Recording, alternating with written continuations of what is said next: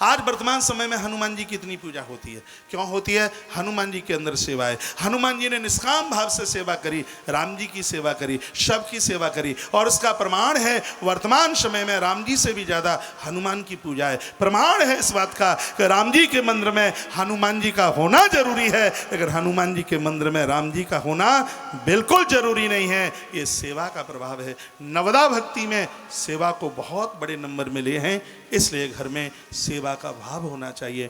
अरे जिसके घर में 4-4 बहुएं हों और उस घर में एक वृद्ध सास ससुर को फूट फूट करके रोना पड़े, धिक्कार है उनके लिए। वाल्मीकि रामायण में बड़ी सुंदर कथा आती है। जिस समय सुमंत प्रभु श्री राम जी को लेने को गए तो दरवाजे पर बाहर माता जानकी खड़ी हुई थी। इस अयोध्या की बहू ने सुमंत के चरणों में प्रणाम किया। सुमंत ने सिर के ऊपर हाथ रखा और आंख में आंसू आ गए। माता जानकी ने कहा, काका आप रो क्यों रहे हैं? हम तो आपको प्रणाम करने के लिए आने ही वाले थे और आप चले आए, हम आने वाले थे, हमसे कोई गलती हो गई, आप रो क्यों रहे हैं? सुमंत ने कहा, बेटी राम कहाँ है? मुझे कुछ जरूरी बात करनी है। प्रभु राम महादेव का अभिषेक कर रहे थे, दौड़ती ही माँ जानकी पहुंची और कहा, प्रभु ज़्यादा देर मत लगाइए, काका सुमंत आए हैं। प्रभु राम सुमंत को प्रणाम करने लगे। सुमंत ने उठाया, आंख में आंसू थे। प्रभु राम ने पूछा, काका क्या बात है, आप रो क्यों रहे हैं? सुमंत ने कहा, राम अयोध्या का भाग्य फूट गया, बेटा देर ना करना, सीधे महाराज के पास चलना। मेरे प्रभु श्री राम उलाने पाम दौड़ते हुए जा रहे हैं।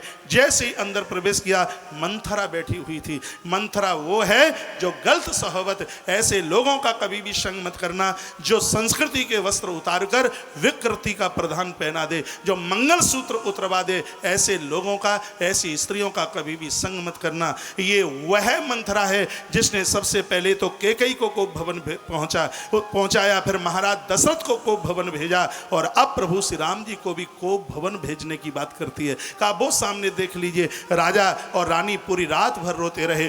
प्रभु श्री राम जी ने अंदर जाकर के देखा, महाराज दुखी पड़े थे। प्रणाम किया जाकर के कहा, पिताजी तुम्हारा बेटा राम तो मैं प्रणाम करता है। राजा फूट फूट करके रोने लगे, आंख में आंसू भर आए और गला पकड़ लिया प्रभु राम का, लेकिन अंदर से आवाज़ नहीं निकलती। वाल्मीकि रामायण में महर्षि वाल्मीकि जी ने उस समय समाज को एक चिंतन दिया। प्रभु श्री राम जी ने माता कैकेयी को उस समय एक बात कही, कहा माँ हमारे लिए धिक्कार है। हमारे लिए धिक्कार इसलिए है जिस पिता के 4-4 पुत्र जवान उस घर में, 4-4 बहुएं उस घर में, और उसके माता पिता को ऐसे फूट करके रोना पड़े। हम तो संतान औलाद कहलाने के लायक ही नहीं रहे।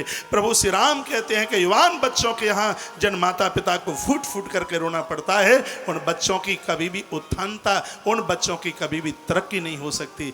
यहाँ इस प्रसंग में भी भगवान सुखदेव वही बात कहना चाहते हैं कि इन माता पिता से बढ़कर के कोई देवता नहीं है। हे परीक्षित, जिस घर में वृद्धों का आदर होता है, जहां बहू और बेटा मिलकर के उस वृद्ध की सेवा करते हैं, परमात्मा किसी न किसी रूप से उस घर में